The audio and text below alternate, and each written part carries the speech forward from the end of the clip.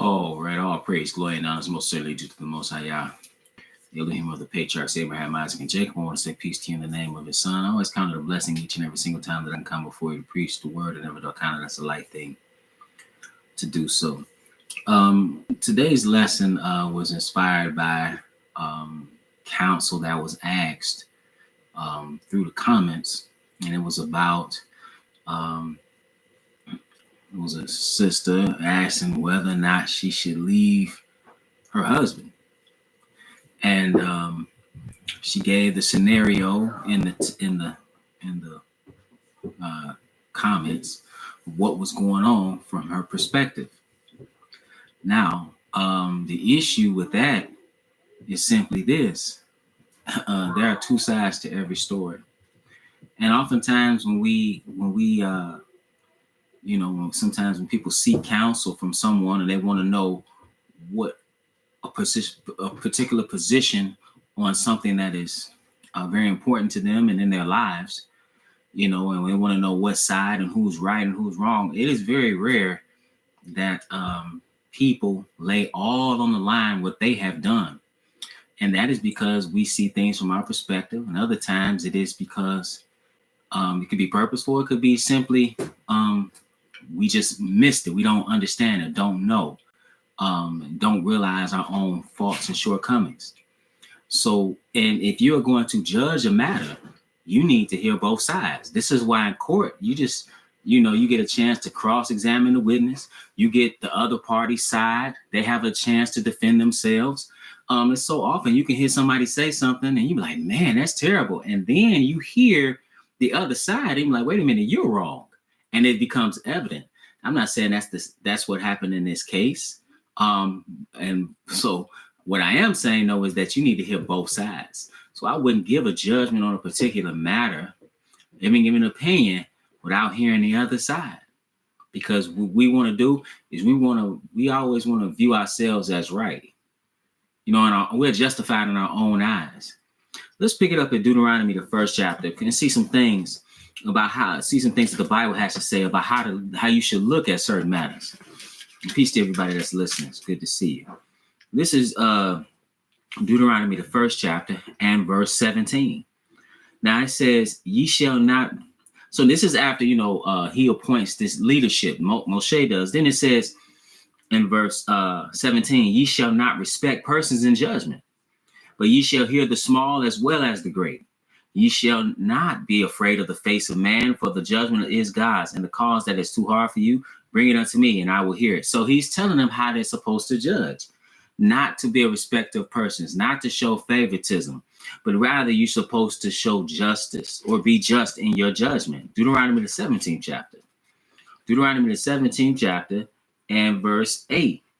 He says, if there arise a matter too hard for thee in judgment, between blood and blood, between plea and plea, between stroke and stroke, between matters of controversy within thy gates, then shalt thou arise and get thee up into the place which the Lord thy God shall choose.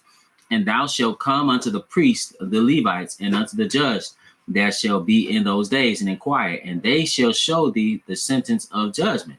Okay, so if a matter comes up, there are some people you need to go to. All right. And these people are supposed to be the ones that should be able to judge a matter according to Torah and judge a matter according to righteousness. And it says in verse 10, and thou shalt do according to the sentence which they of that place which the Lord shall choose shall show thee, and thou shalt observe to do according to all that they inform thee. Okay. So the people are supposed to listen to what they say. You go to them for judgment. So often, people will come to the one who's supposed to know the word or does know the word and ask for judgment or ask for some advice about a particular matter, and then they get it and they don't accept it because it's not what they wanted to hear. But he says, according to the sentence of the law which they shall teach thee, and according to the judgments which they shall teach thee, thou shalt do. Thou shalt not decline from the sentence which they shall show thee to the right hand nor to the left. He's saying whatever they rule on that particular issue, you need to take heed to it. It says, and the man that will do presumptuously and will not hearken unto the priest that standeth to minister before the Lord thy God, or unto the judge, even that man shall die. And thou shalt put away evil from Israel. Okay, so that's what you should do. You should go to those that know, and then not only that, you should take heed to what they say. We still in Deuteronomy 19 and verse 15. And so now we get into, like I said, too. So we understand that there are certain people that are supposed to judge. We know when it matters, when in certain matters, that's who you would go to, and you're supposed to take heed to their judgment. Now, when a matter comes up, how do you look at it? Deuteronomy 19 and verse 15. And this is kind of how you know the justice system we have is false, because you have people, if you look at some of these cases that come before people, first of all, they make it to where they almost want you to plead. If everybody went to court, the whole system would fall. Because most people plea bargain, and they make it to where you plea bargain. And a lot of people plea bargain and they're technically innocent. Or you have incentives for people, oftentimes who are compromised, oftentimes who have a bunch of charges themselves. They will get on the stand and tell a story, and you accept that just to get somebody else. Or in certain cases, it's technically not illegal to lie as an officer. These are the things that go on in this system, but but justice is supposed to be blind. She's seeing right through that blindfold. Deuteronomy 19 chapter verse 15. It says, one witness shall not rise up against a man for any iniquity or for any sin, in any sin that he sinneth. At the mouth of two witnesses, or at the mouth of three witnesses, shall the matter be established. Okay, so that's the first thing. You need 2 or 3 witnesses to establish the truth, just like even when you read the word. But then it says, if a false witness rise up against any man to testify against him that which is wrong, then both the men between whom the controversy is shall stand before the Lord, before the priests and judges, which shall be in those days. And the judges shall make diligent inquisition. That's why you ask questions. Where were you on this night? That's why they ask questions, because questioning, it's like being put in the crucible. The impurities will show themselves. They will manifest. That's it's called the hot seat. So when you tell the truth, you can say, I've told you this 1,000 times, and your story doesn't change. But when you have to keep a lie in order, you got a problem. That's why it's better just to tell the truth. Because all you got to do is tell the truth. You don't have to make up something. Kind of like preaching. I can just sit here and read it to you. I don't have to make anything up. But somebody that's lying to you, they have to take this book. They have to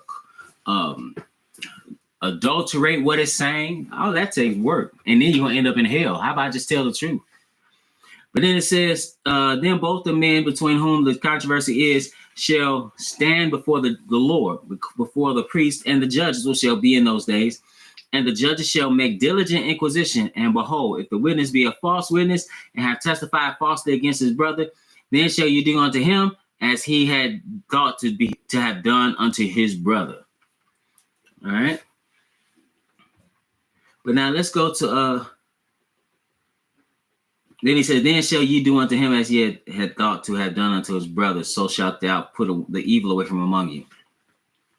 Let's go to John, the gospel according to John. John chapter 7, and we'll read one verse here, verse 51. John 7 and verse 51. John 7 and verse 51 reads, Doth our law judge any man before it hear him and know what he doeth? So, the law tells you, there's a certain way you have to approach things, which we were reading about in the law. Again, doth our law judge any man before it hear him and know what he doeth? Again, you have to hear the other side. Okay, this is Proverbs, the 18th chapter. You have to hear the other side. Proverbs 18 and verse 13. Proverbs 18 and verse 13 reads as follows. He that answereth the matter before he heareth it, it is folly and shame unto him. So, you can't answer a matter before you know what's going on. And you really don't know what's going on if you only hear one side of the story. Because again, people will say, can you leave somebody, your husband is no good, and then you go to him and you get a whole different story, or vice versa. You know, you get a whole different story. But reality is you can't make a proper judgment on anything if you don't know the whole story. Last place, this is verse 17. It says, he that is the first in his own cause seemeth just, but his neighbor cometh and searcheth him. So, like, you know, you again, everybody's justified in their own eyes. Everybody's justified in their own eyes. He that is first in his own cause seemeth just, but his neighbor cometh and searcheth him. Let me ask you a few questions. Okay. Last place, Acts the 24th chapter. Here's an example of this. This is Acts 24. And here you have Paul, and people are coming against him. In Acts 24 verse 5, it says, for we have found this man, talking about Paul, a pestilent fellow, and moreover a sedition among all the Jews throughout the world, and a ringleader of the sect of the Nazarene. So if you just listen to this, you'll be like, Paul is, he's a problem.